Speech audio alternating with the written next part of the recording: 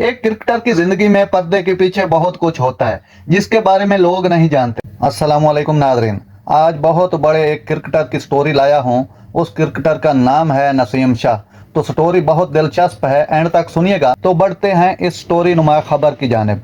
पाकिस्तान के तेज गेंदबाज नसीम शाह ने तफसील से बताया कि किस तरह उनकी और साइड की परफॉर्मेंस ने उनके वालिद की सेहत को बुरी तरह मुतासर किया है। क्रिक बज़ के साथ एक इंटरव्यू में नसीम शाह ने अपनी जिंदगी के खानदानी पहलू के बारे में बताया और बताया कि पाकिस्तान के मैचों ने उनके वालिद की सेहत पर किस तरह असर डाला।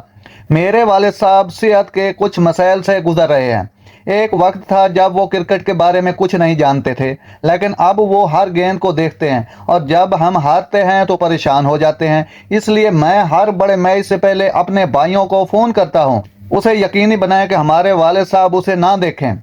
मुझे खदशा है कि इससे सेहत की कोई बड़ी पेचीदगियां पैदा हो सकती हैं। ऐसा है कि जैसे मैं एक साथ 2 मैच खेल रहा हूँ।